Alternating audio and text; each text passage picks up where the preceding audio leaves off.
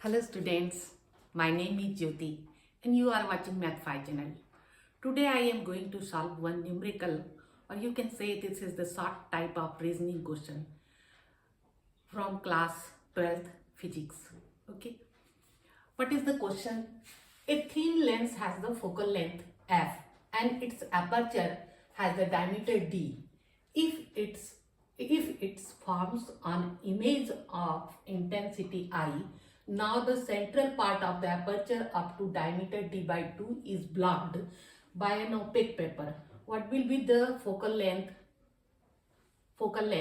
and image intensity? First of all देखो कि क्या है कि central part it is opaque by opaque, right, by it is covered by opaque material, whatever the material कुछ भी हो सकता है, तो उसको सेंट्रल पार्ट जो है उसको कवर्ड कर दिया है. तो जनरली जैसे जनरल बच्चे को क्या सोचोगे कि focal length it will also change. अगर थोड़ा सा part central part d/2 covered कर दिया तो फोकल लेंथ भी चेंज होगा, but focal length will not change, it will remain same. Then the first part is the focal length remains same. Now the second part, that is what will be the intensity. If the central part is covered, then what will be the intensity? देखो कितना diameter d/2, उसके aperture का diameter था d और d/2, it means half portion centre से covered हो गया.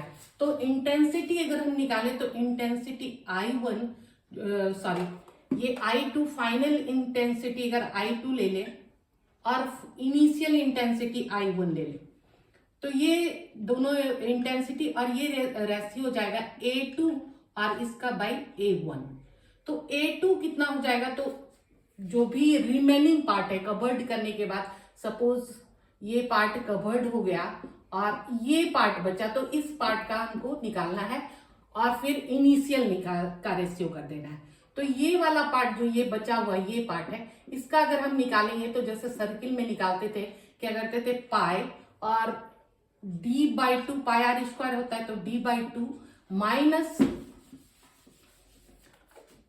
Minus pi, और अब ये d/2 तो कवर कर दिया, तो d माइनस d/2 तो रिमेनिंग d/4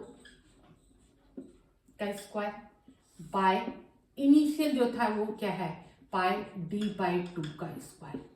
ये रेशियो आ जाएगा. तो इसको मैं सॉल्व करती हूँ. पाई थ्रू आउट कॉमन लेके कैंसिल कर देते हैं.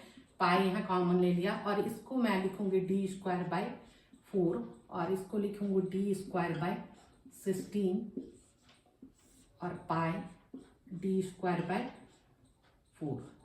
Pi cancel. मैं अब में कर रही हूँ क्योंकि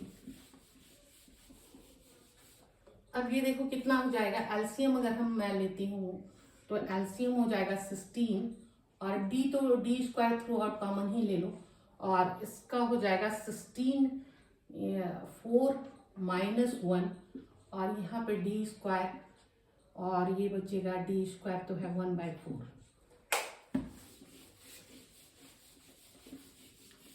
अब मैं क्या करूँगी, d² कैंसिल और ये हो गया 3/16 इंटू 4/1.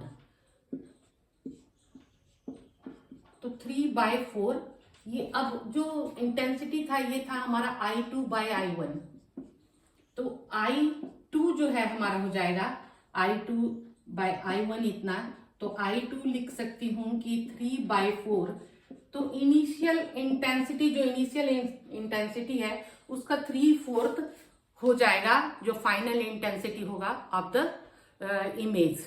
Okay, thank you.